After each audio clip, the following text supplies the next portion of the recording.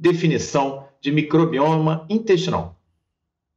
A gente começa com um dos assuntos mais importantes, e dentro desse assunto é fundamental a gente definir, né, o microbioma. É fundamental a gente entender isso, porque a magnitude do que a gente vai falar aqui ultrapassa assim, barreiras, e provavelmente a gente vai ouvir muito sobre esse tema nos próximos anos e nas próximas décadas, né? Quando a gente quando eu iniciei a faculdade, não era microbioma, era flora, né? Era flora intestinal, flora cutânea, e era basicamente, diziam pra gente que tinham agentes infecciosos presentes em locais do nosso corpo, e isso era chamado de flora. Quando você lia capítulo flora cutânea, era um trechinho microscópico, né? Pequenininho assim. E, de repente, as pessoas começam a falar de microbioma para cá, microbioma para lá. Mas talvez o microbioma seja um dos fatores que muito influencia diversas situações, a gente vai dar uma pincelada nelas, e ainda não é um tema de roda de conversa, principalmente entre os grandes médicos e os grandes cientistas. Isso está muito incipiente. E eu estou falando da influência do microbioma no humor, influência do microbioma no metabolismo. Como esse microbioma pode influenciar os estados mórbidos, as doenças. E como ele também pode influenciar os diversos tratamentos que as pessoas são submetidas.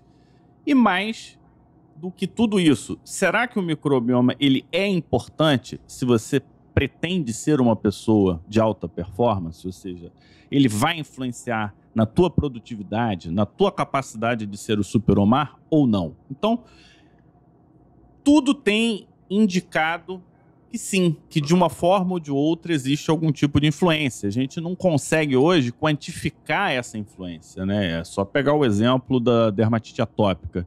Já se fala, né? A gente só não consegue entender em que ponto isso realmente é importante, qual é o momento exato e como se mexe nisso.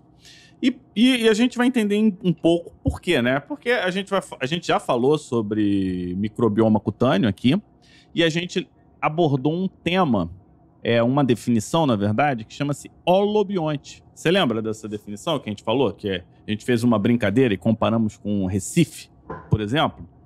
Com os recifes, que são, na verdade, um grande nicho ecológico em que existe uma grande interação, uma diversidade imensa de espécies, e essas espécies, elas colaboram entre si, ou seja, as espécies, elas são importantes entre si para que esse holobionte funcione. Então, esse é um ponto, essa é uma definição importante, é a nossa comparação, e nós somos, como organismo, holobionte. Acredito que todos os mamíferos sejam, de alguma forma, um holobionte, né?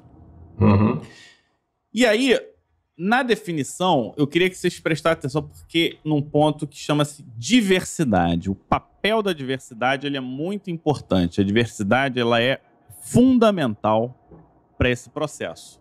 Talvez até mais importante do que quantidade. E falando de quantidade, a gente está falando só do microbioma intestinal, que eu ainda não defini, só o famoso enrola. Sabe aquele aluno que vai escrevendo e não responde a pergunta? É o amado mestre. Amado mestre. Vai fazendo a introdução para ver se na introdução já vai amaciando o professor. A gente está falando de 10 elevado a 14. 10 elevado a 14. As estatísticas mais econômicas dizem que para cada célula sua você tem uma célula de micro-organismo. E as mais exageradas acreditam que seja de 1 para 10. Difícil fazer esse cálculo. 1 para 10 a favor das bactérias. A favor das bactérias, isso. Olha só. Bactérias então, suplantando numa escala de 1 para 10. É uma loucura, né? E aí a gente vai o seguinte, então vamos na definição. Microbioma é definido como a coletividade de micro-organismos e seu capital genético, de seus genomas. E isso tem que estar dentro da tua definição. Não é a presença deles, é a presença deles com o metabolismo deles. Isso no organismo E no caso do trato gastrointestinal, a gente está falando desde o início do esôfago até a porção distal do reto, pegando ali a superfície anal. Então a gente está falando de uma área gigantesca, e é gigantesca mesmo, muito variável em relação a tipo de nutriente, quantidade de oxigênio, pH.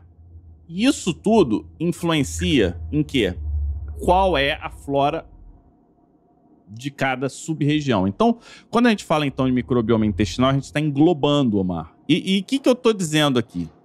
Eu estou dizendo que a gente vai evoluir muito em cima disso. Porque hoje a gente ainda não consegue fazer essa subdivisão de microbioma com clareza. Por quê? Porque a coleta ela é feita pela saída final, parte final.